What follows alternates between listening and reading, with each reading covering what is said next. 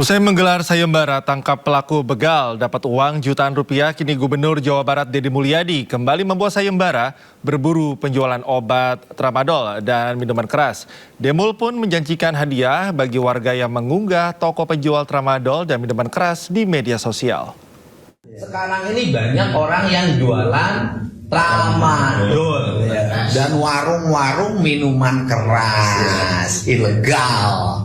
Bagi warga Jabar, siapa yang bisa memposting, menceritakan warung-warung tramadol di media sosial, saya akan kasih hadiah juga.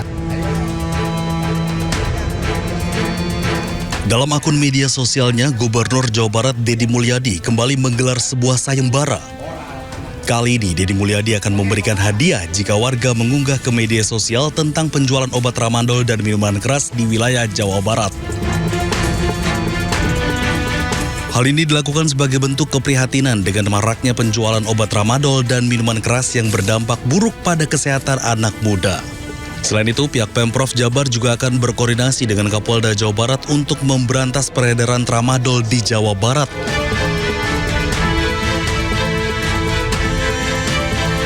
Menurut Deddy Mulyadi, pihaknya akan terus menyatakan perang terhadap penjual tramadol hingga peredarannya keluar dari Jawa Barat. Iya, itu harus dilawan, Mbak. Kan nggak boleh lagi dibiarkan.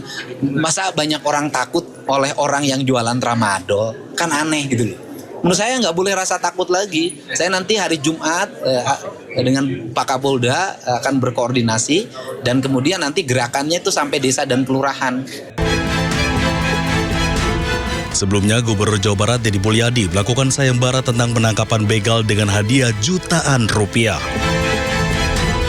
Dari Bandung, Jawa Barat, Ervan David, iNews melaporkan.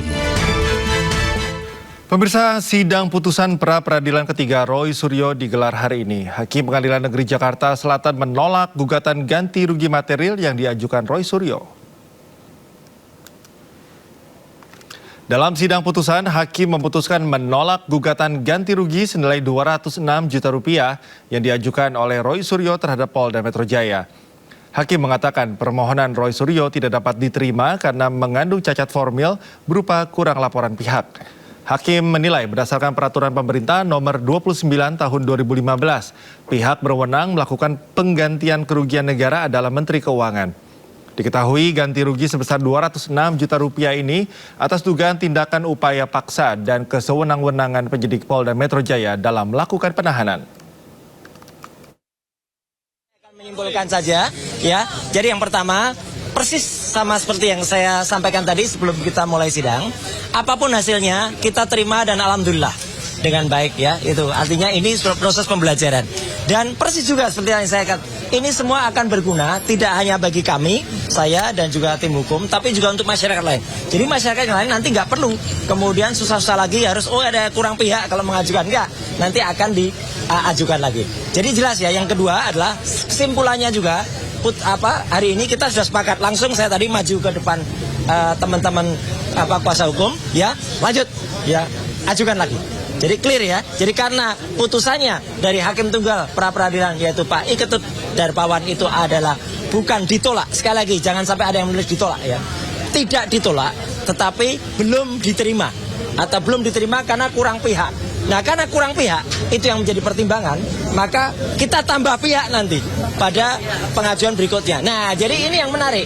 Karena kita akan tambah pihak, maka nanti akan ada pengajuan lagi. Dan pengajuan lagi itu tentu saja akan kita ajukan setelah pra-peradilan yang keempat. Sebelumnya, Roy Suryo ajukan pra-peradilan yang ketiga terkait kerugian atas penangkapan dan penahanannya yang tidak sah. Pihak termohon Polda Metro Jaya pun meminta hakim menolak permohonan tersebut karena dinilai tak berdasar.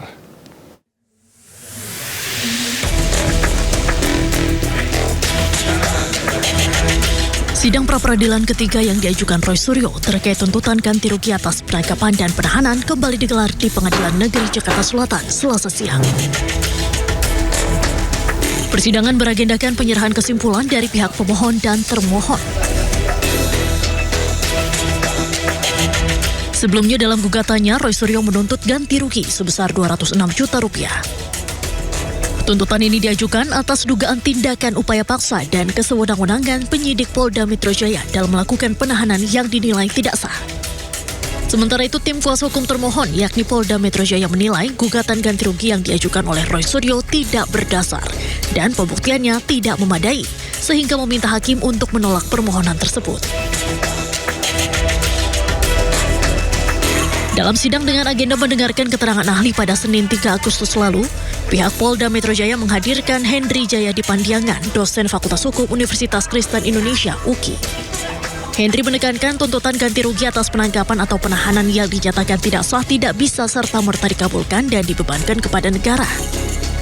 Meski pasal 173 KUHP membuka ruang bagi tersangka untuk menuntut ganti rugi, terdapat batasan dan parameter ketat yang harus dipenuhi.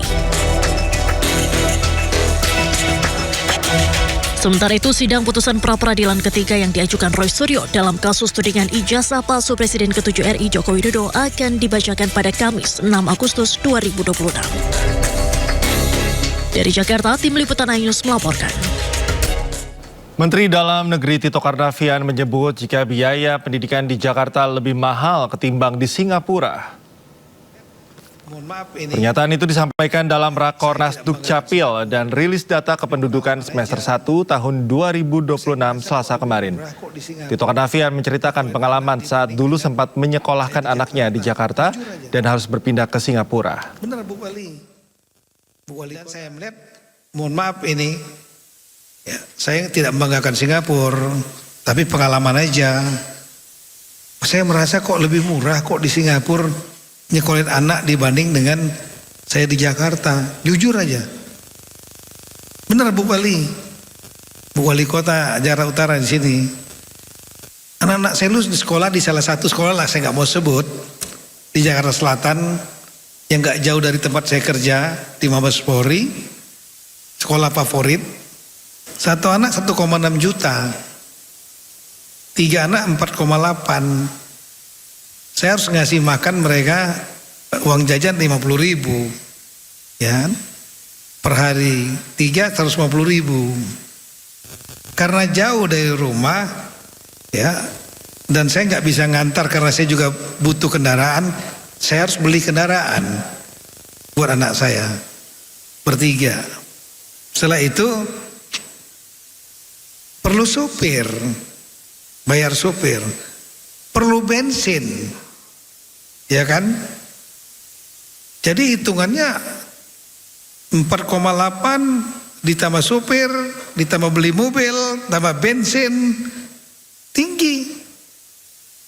Nah ketika saya di Singapura, ya, karena sekolahnya standar semua, SD-nya. Jangan salah, itu di Singapura mereka nggak punya sumber daya alam. Ya, natural resources-nya nggak ada. Jadi mereka invest di human capital, human resources. 30% anggaran buat pendidikan. Sehingga sekolahnya standar semua SD-nya. Nah begitu standar semua, maka menggunakan sistem zonasi. Kita begitu email, masukkan portal layanan publik tadi, tanpa harus ke sana, kita dipilihkan sekolah yang terdekat dari rumah. Nah, sedangkan sekolahnya subsidi. Saya ingat betul bayarnya $100 per bulan. Saat itu kurs masih Rp6.000. Sementara itu, pernyataan Tito Karnavian itu ditanggapi oleh Menteri Pendidikan Dasar dan Menengah Abdul Muti. Menurut Abdul Muti, sekolah di Singapura jumlahnya sedikit sekali. Sekolah di Indonesia ada sekitar 400.000 sekolah dengan murid sekitar 53 juta anak. Jadi kompleksitas persoalannya pun sangat berbeda.